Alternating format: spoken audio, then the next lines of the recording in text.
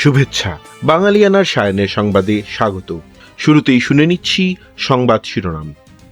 LPG syndicate ভাঙতে আমদানির প্রস্তাব দিয়েছে বিপিসি। জ্বালানি আমদানি অংশীদারদের কাছ থেকেই গ্যাস কিনবে সরকার। এবার অন্যান্য সংবাদের সঙ্গে বিস্তারিত। বাজারের কৃত্রিম সংকট ও অস্থিতিশীল পরিস্থিতি নিয়ন্ত্রণের মাধ্যমে ভোক্তাদের স্বার্থ সংরক্ষণের জন্য রাষ্ট্রায়ত্ত সংস্থা বাংলাদেশ পেট্রোলিয়াম কর্পোরেশনের মাধ্যমে তরলীকৃত পেট্রোলিয়াম গ্যাস এলপিজি আমদানি করতে চায় সরকার। জি2জি ভিত্তিতে এলপিজি আমদানির অনুমোদন চেয়ে গত 10 জানুয়ারি বিদ্যুৎ, জ্বালানি ও খনিজ সম্পদ মন্ত্রণালয়ের কাছে চিঠি দিয়েছে বিপিসি।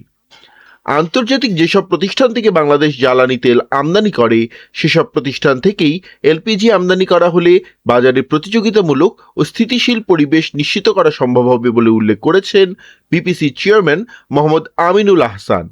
বিপিসির এলপিজি আমদানির এই উদ্যোগকে স্বাগত জানিয়েছেন বেসরকারি উদ্যোক্তারাও।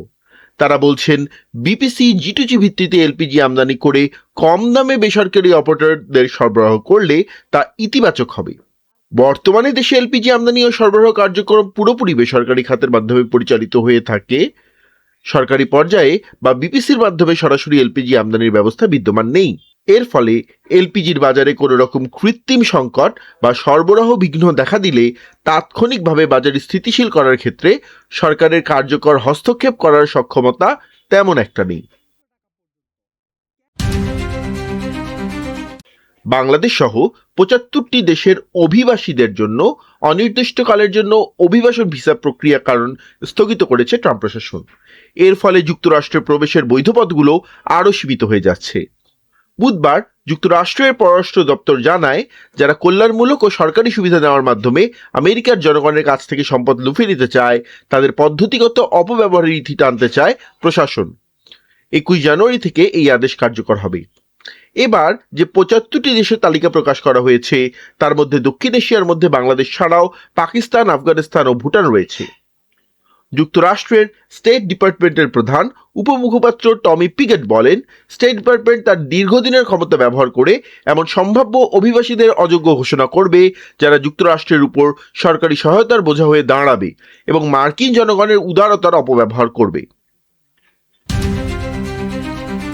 ইনকিলাব মঞ্চের মুখপাত্র শরীফ ওসমান হাদিকে হত্যায় ঘটনায় দায়ের করা মামলায় ডিবি পুলিশের দেওয়া চার্জশিটের বিরুদ্ধে নারাজি দাখিল করেছেন মামলার বাদী ইনকিলাব মঞ্চের সদস্য সচিব আব্দুল্লাহ আল জাবের। 15 জানুয়ারি বৃহস্পতিবার দুপুরে ঢাকার অতিরিক্ত চিফ ম্যাজিস্ট্রেট জসিতা ইসলামের আদালতে বাদী এই আবেদন দাখিল করেন। বাদীপক্ষে আইনজীবী মোস্তাফিজুর রহমান মুকুল এ তথ্য জানান। তিনি বলেন, এই চার্জশিট তদন্ত কর্মকর্তা কেবলমাত্র জমা দেওয়ার দায়িত্ব থেকে দিয়েছেন। এখানে মূল হত্যার পরিকল্পনাকারীদের সঙ্গে হত্যাকারী শুটারদের কি সম্পর্ক তা উল্লেখ করা হয়নি। হাদি কোনো সাধারণ মানুষ ছিল না, তাকে হত্যার জন্য অবশ্যই বড় কোনো পরিকল্পনা ছিল, এজন্য তাকে প্রকাশ্যে গুলি করা হয়েছে।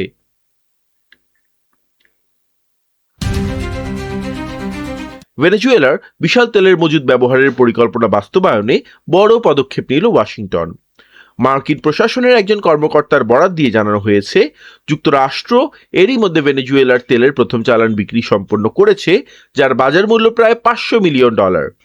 প্রশাসন সূত্রে জানা গেছে, আগামী কয়েকদিন ও সপ্তাহের মধ্যে আরও বেশ কিছু বিক্রয় প্রক্রিয়া সম্পন্ন হতে পারে।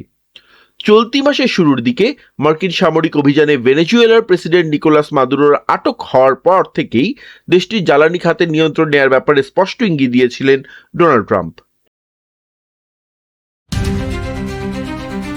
যুক্তরাষ্ট্রের প্রেসিডেন্ট ডোনাল্ড ট্রাম্প বলেছেন, ইরানের সরকার বিরোধী বিক্ষোভকারীদের হত্যা বন্ধ হয়েছে বলে তিনি আশ্বাস পেয়েছেন। ইরানের পররাষ্ট্রমন্ত্রী আব্বাস আরাকচি জানিয়েছেন, তেহরানের পক্ষ থেকে মৃত্যুদণ্ড কার্যকরের কোনো পরিকল্পনা নেই। 14 জানুয়ারি বুধবার সাংবাদিকদের সঙ্গে আলাপকালে মার্কিন প্রেসিডেন্ট বলেন, ইরানে বিক্ষোভকারীদের হত্যা বন্ধ করা হয়েছে বলে তাকে আশ্বাস দেওয়া হয়েছে। বিক্ষোভকারীদের মৃত্যুদণ্ড দেওয়ার পরিকল্পনা স্থগিত করা হয়েছে। ইরান ইস্যুতে মধ্যপ্রাচ্যে উত্তেজনা ছড়িয়ে পড়ার মধ্যে কাতারে মার্কিন ঘাঁটি থেকে কিছু সংখ্যক সেনা সরিয়ে নেওয়ার বিষয়ে ঘোষণা দিয়েছে ওয়াশিংটন। এর কয়েক ঘন্টা পর সাংবাদিকদের মুখোমুখি হন ট্রাম্প। এ সময় প্রেসিডেন্ট ট্রাম্প বলেন, অপরপক্ষের খুবই গুরুত্বপূর্ণ সূত্রের সঙ্গে তার কথা হয়েছে। পরিস্থিতির বাঁকবদলগুলো তিনি পর্যবেক্ষণ করবেন। তবে ট্রাম্প সম্ভাব্য সামরিক পদক্ষেপের সম্ভাবনা একেবারেই উড়িয়ে দেননি। যুক্তরাষ্ট্রের প্রেসিডেন্ট ডোনাল্ড ট্রাম্প বলেছেন, ইরানের বিরোধী দলীয় নেতা রেজা পাহলেভিকে বেশ চমৎকার মানুষ বলেই মনে হয় তার, কিন্তু তিনি শেষ পর্যন্ত ক্ষমতা দখলের জন্য ইরানের অভ্যন্তরে জনসমর্থন আদায় করতে পারবেন কিনা তা নিয়ে তার অনিশ্চয়তা রয়েছে। প্রেসিডেন্ট ট্রাম্প আরও বলেছেন, ইরানের ধর্মীয় সরকার পতন হওয়ার সম্ভাবনা রয়েছে। হোয়াইট হাউসের ওভাল অফিসে বার্তা সংস্থা রয়টার্সকে 14 জানুয়ারি বুধবার দেওয়া একান্ত সাক্ষাৎকারে ট্রাম্প এসব কথা বলেন। সাক্ষাৎকারে ইউক্রেন যুদ্ধের বিষয়ে রাশিয়ার সঙ্গে আলোচনা থমকে যাওয়ার জন্য ট্রাম্প ইউক্রেনের প্রেসিডেন্ট ভলোদিমির জেলেনস্কিকে দায়ী করেন। ইরানে গত 28 ডিসেম্বর সর্বোচ্চ নেতা আয়াতুল্লাহ আলী খামেনির নেতৃত্বাধীন সরকারের বিরুদ্ধে শুরু হয় সহিংস বিক্ষোভে এখন পর্যন্ত কয়েক হাজার মানুষ নিহত হওয়ার খবর পাওয়া গেছে। তাদের মধ্যে আইন শৃঙ্খলা রক্ষাকারী ও নিরাপত্তা বাহিনীর সদস্যও রয়েছেন।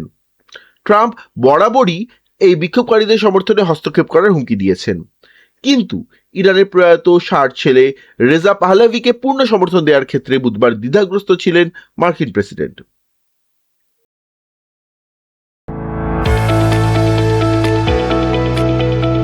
এবার শুনে নিচ্ছি বাঙালিয়ানা বাণিজ্য সংবাদ। সোনা ব্যবসায়ীদের কাছে ঘোষণার বাইরে থাকা সোনা বৈধ বা সাদা করার সুযোগ চেয়েছে বাংলাদেশ জুয়েলার্স সমিতির ব্যবসায়ীরা।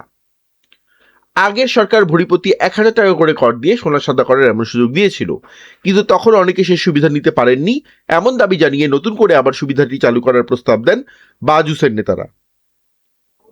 একই সঙ্গে আমদানি নীতিমালা সহজ করা এবং লাইসেন্স উন্মুক্ত করার দাবি জানিয়েছেন দেশের সোনা ব্যবসায়ীরা। বৈধভাবে সোনা আমদানির মাধ্যমে চোরাচালানের অভিযোগ থেকে মুক্তি পাওয়ার প্রত্যাশার কথাও জানান তারা। 15 জানুয়ারি বুধবার জাতীয় রাজস্ব বোর্ড আয়োজিত মিট দ্য বিজনেস শীর্ষক এক অংশীজন সভায় অংশ নিয়ে সোনা ব্যবসায়ীরা এইসব দাবি জানান।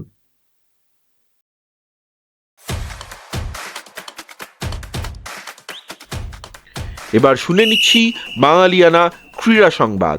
বাংলাদেশ ক্রিকেট বোর্ডের পরিচালক এম নাজমুল ইসলামের একের পর এক মন্তব্য ঘিরে দেশের ক্রীড়াঙ্গনে উত্তেজনা চরমে পৌঁছেছে। তার পদত্যাগের দাবিতে আলটিমেটাম দিয়েছে cricketers welfare association of Bangladesh. দাবি মানা না হলে সব ধরনের খেলা বর্জনের ঘোষণা দিয়েছেন ক্রিকেটাররা। নাজমুল ইসলামের পক্ষ থেকে এখনও পদত্যাগের ঘোষণা না আসায় নিজেদের অবস্থানে অনড় রয়েছেন তারা। এ পরিস্থিতিতে বিপিএল গভর্নিং কাউন্সিলের সদস্য সচিব ইফতেখার রহমান মিঠু জানান, ক্রিকেটারদের সঙ্গে আলোচনা করা হয়েছে এবং এই বিষয়ে একটি প্রেস বিজ্ঞপ্তিও দেওয়া হয়েছে। তিনি বলেন, এটি অনাকাঙ্ক্ষিত মন্তব্য ছিল। প্রক্রিয়া অনুযায়ী তাকে শোকজ লেটার দেওয়া হয়েছে। তিনি যা বলেছেন আমরা তা সমর্থন করি না। 15 জানুয়ারি ঢাকা বারবের খেলা শুরু হওয়ার কথা ছিল। মিরপুর শেরেবাংলা জাতীয় ক্রিকেট স্টেডিয়ামে দুপুর 1টায় প্রথম ম্যাচে মুখোমুখি হওয়ার কথা ছিল চট্টগ্রাম রয়্যালস ও নোয়াখালী এক্সপ্রেসের। একই দিনে দ্বিতীয় ম্যাচে রাজশাহী ওয়ারিয়র্স ও সিলেট টাইটান্সের লড়াইয়ের সূচিও ছিল। তবে নির্ধারিত সময় পার হয়ে গেলেও নাজমুল ইসলামের পদত্যাগ না আসায় প্রথম ম্যাচের দুই দলের কোনো ক্রিকেটারই মাঠে নামেননি।